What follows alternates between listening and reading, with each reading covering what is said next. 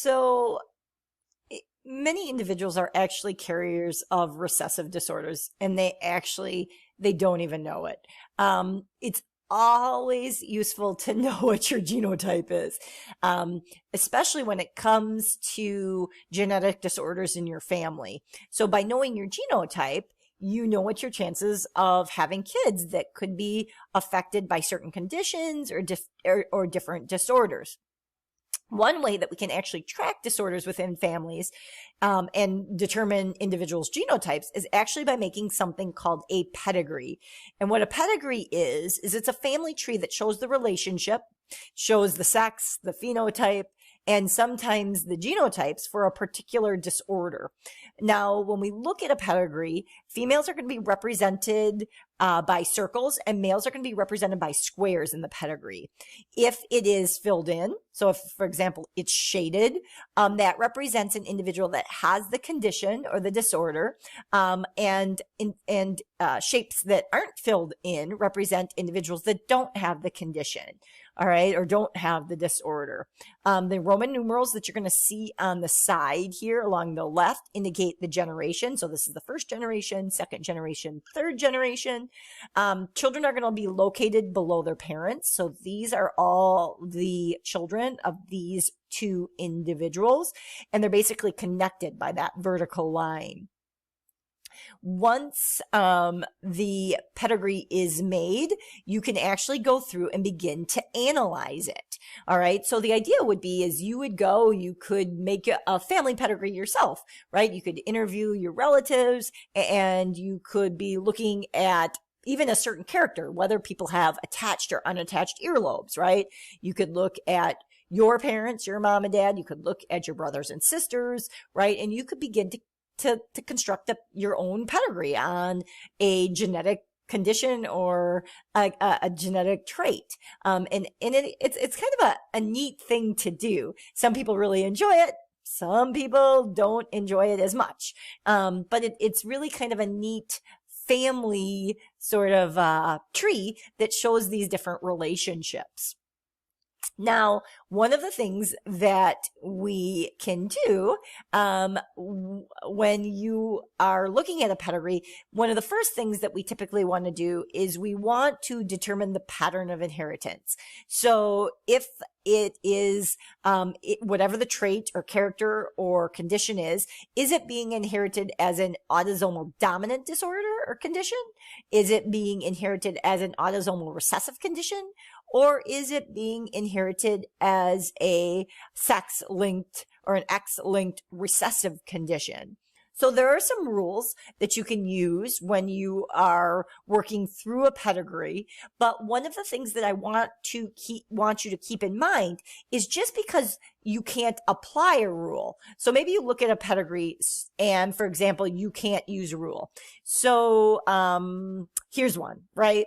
If there are two unaffected individuals with children, then all the children must be unaffected. Well, I don't see that on this pedigree. So I can't use that rule. That's all that means. It doesn't mean, oh, okay, it's got to be this pattern of inheritance.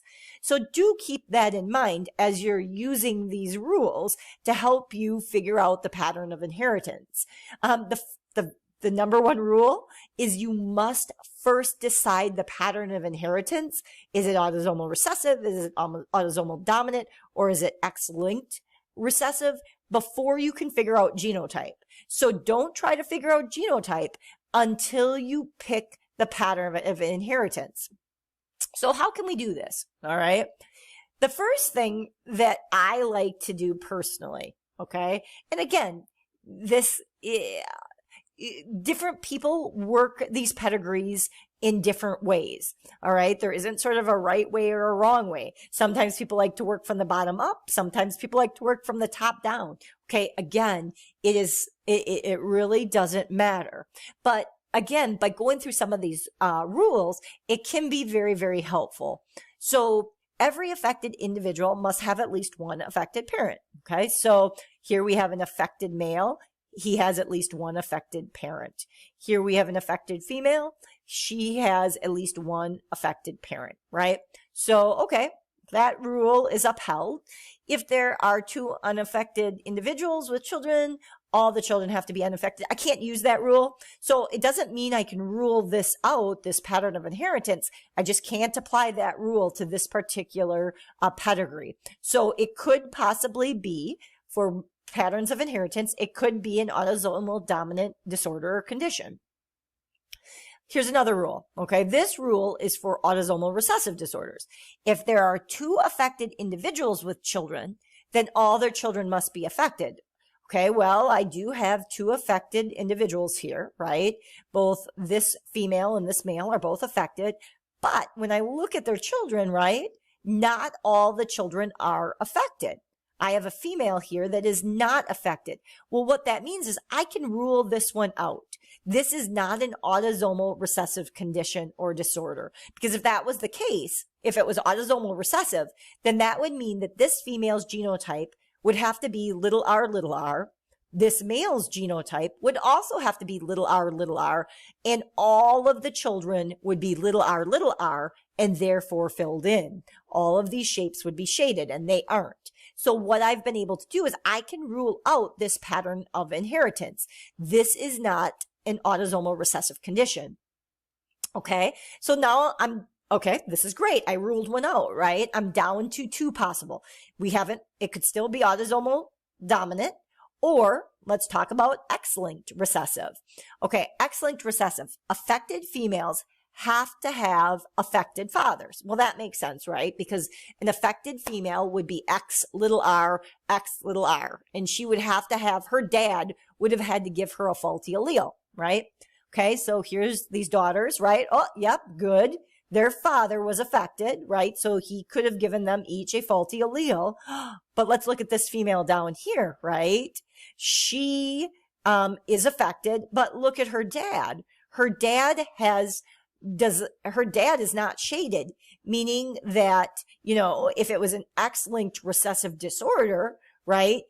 If she has the condition, and let's say she was X little r, then dad would have had to been shaded in, and he's not. So again, what that allows me to do is I can rule out this X-linked recessive disorder. So by using these rules and process of elimination, I've basically eliminated autosomal recessive disorder, and I've eliminated the X-linked recessive disorder, meaning that my pattern of inheritance has to be autosomal dominant.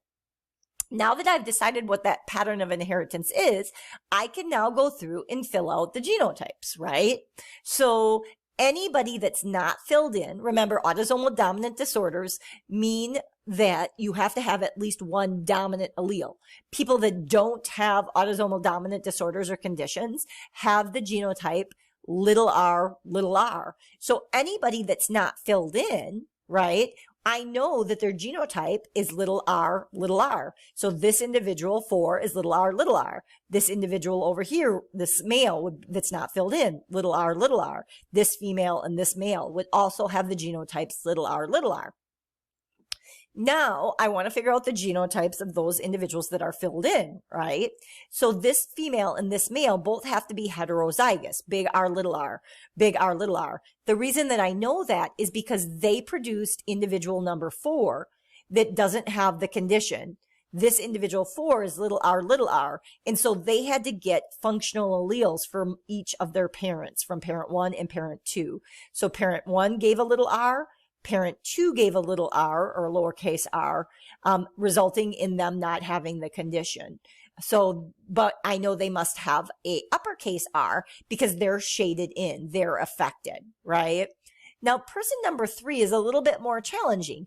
I don't know if they're big R, or big R, little r. I don't know that. I can't figure that out unless they potentially reproduce and have offspring, or I sequence their gene set and see what they are. So for that person number 3, what I would just simply do is write big R, or big R, little r. Some people will also note this as big R and just a line indicating that, hey, I know that they have the dominant allele. I know they have an uppercase R. I just don't know what that second allele is.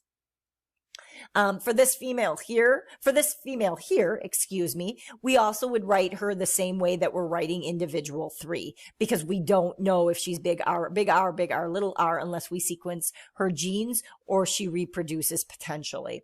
This female here, we know she has to be big R, little r. She has to be heterozygous herself, because again, she passes on a functional recessive allele to both of these individuals, both of her offspring. So she gives this individual a little r, this little individual a little r. Dad also gives little r's, meaning that they do not have the condition. This female here gets a faulty big R, an uppercase R, a dominant R from her mom, but gets a recessive or a lowercase r from her dad. So figuring out the pattern of inheritance is what has to happen first. You must decide, is the pedigree showing autosomal dominant, autosomal recessive, X-linked recessive? Use the rules to do that.